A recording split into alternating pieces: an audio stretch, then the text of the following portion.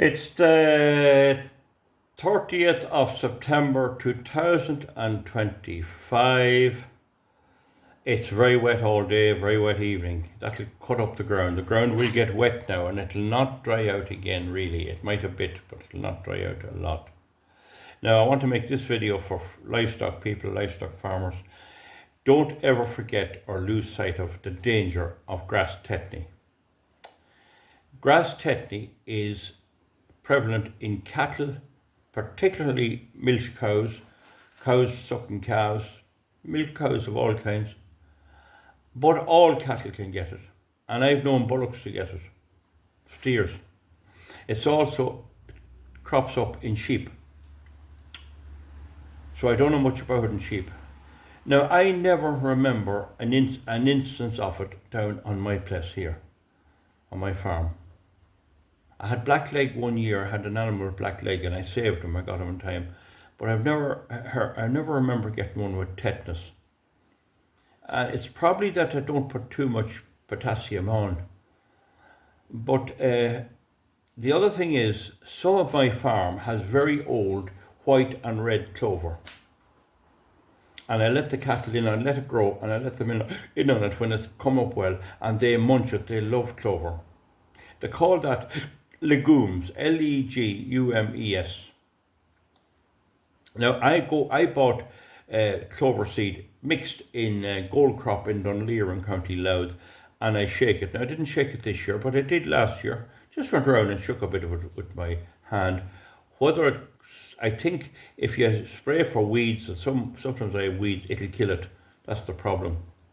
But I have some land, and you can spot spray it with the sprayer, and you still have your clover. When you see clover in grass, you'd realise that it's the real job for cattle. But it has the magnesium, it has the ability to fix nitrogen naturally, and it's a great barrier against grass tetany. Now there's a name on tetany, it's magnesiosis something, a big long name. You'll get it there if you go into grass tetany. We're not going to be showing off all the big Latin words we know. Now, in the springtime, when you get a big flush of grass, it can be a danger. It's very hard to believe that you can get a problem with a big flush of grass. But if it's nitrogen and potash-based grass, you have the big danger that it'll suppress the ability of the animal's ruminant, their stomach, to absorb magnesium. It's unbelievable how serious it is. It's not in humans or other species. I never heard of it in horses. I mean, we all need magnesium. It's one of the primary elements. It's like copper and other copper, iron, that sort of stuff. But magnesium anyway. But it can hit. If you have an animal with it, they'll shake. You'll know they're not right, and they'll not be right. They'll be fidgety, not behaving, and switching their tails and everything. You need to get them in, and you need to get the vet to give them a shot of an injection of magnesium sulfide. I don't think you can have magnesium on its own. It has to be mixed with it as a compound, but magnesium sulfide may work if you get it in time. But the fatality rate is very high. It is hard to believe that you can lose an animal. You could have a good cow there worth 3,000, and go out and find her dead in the field, rolled over. And her maybe with a calf. Now, this is what the wise people say, and this is what the vets will tell you to a certain extent is. The first defence is, once it comes to this time of year, you need to be giving them something. You need to be giving them either hay or silage. And not many of us will be given hay. And my little bit of hay is kept for special purposes, for cows calving, sick animals.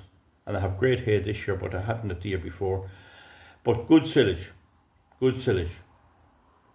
do. In fact, I'd say this time of year, you need good silage more than when they're in. Because when they're in, you can give them, I give them a little bit of the minerals, salts, the Pro-Carver, and you can give it with a wee bit of meal. So if you're giving a little bit of meal, you can mix it. And also when they're in, they're getting a wee bit of meal. You'll normally give them a wee bit of meal, and that helps to keep their magnesium up. And you can put in the granular thing, or you can give a bucket or a lick. But out when they're out, you'll be better off with a lick or a bucket. But it needs to be high mag. Make sure it's high magnesium. Make sure it's high magnesium. So today now, if you had a bucket out, it would be filling up with water. Not a great job. The lick might be better, but it'll work all right if you put a cover on it or something. But it's better than nothing. That's one way, high mag, safe. The other way is don't leave them just with grass alone. If they're on aftergrass particularly, that need a bale of silage. And that need a bale of silage that's cut in June or July, you know, the first cut. Giving them aftergrass silage might be deficient as well. But the bit of roughage helps them. Now, funny enough, and this is a strange thing, if you have a few old bad fields, a few old rocky fields with rushes and that, it doesn't affect them so much. It's whatever the nitrogen and the phosphate does, it inhibits the ability of the animal's digestive system to take the magnesium out of whatever is in the grass. So it's nearly a disease of rich grass. It's a bit like gout in men. That's a disease of eating too much beef. I gout, you're eating too much beef. You hear them saying long ago. So be aware of it. There are cattle being lost. This is a funny year weather-wise. Give them a bale out, put in the roundy feeder, and make it that you can open it like that and put in your roundy feeder. Sometimes I do lift the whole roundy feeder up. It's good exercise, I tell you. You would want to do it if you had a hernia or something, I suppose. But anyway, you'll know how to do it. Pick an old spot and tip in a bale. And once it runs out, it doesn't matter if it's gone out a day, put in another one. Go up. Now, sometimes they'll get round you and you want to be careful with them. They'll go mad when they see it. But you just have to work that out yourself. I always do. I always get the bale out to them anyway. So if they have the bale, they have the magnesium that was in that grass cut in June or July, and vary it. Don't give it all from the one field. But the other way is give them the high mag or whatever booster they have in a bag. You won't be able to give it to them in a bag. You're not going to be giving them meal out.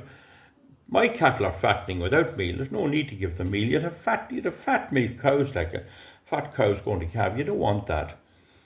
It's better, I find it's better, wait till they go in and give them the wee lock of meal, and you can decide which ones to give it to and what not.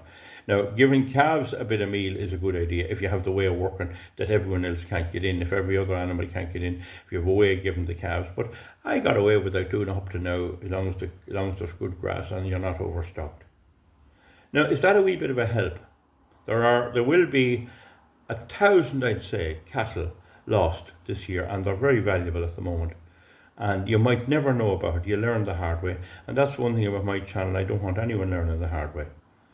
Grass tetany, a lack of magnesium in the grass, or a type of grass which has inhibiting features to stop the animal's digestive system from absorbing the magnesium that grows in the grass from the soil. Some fertilizers have it. I remember, I think it was CAN, 27% N, I think, and it has it. Be no harm to have it in the grass. I don't think it's that much more expensive. But anyway, just be aware. You think everything's lovely, they're grazing away, they're good old after grass, and you go out some morning, or you're away and you come back and there's one upside down. I know people it's happened to, and it's happened this year.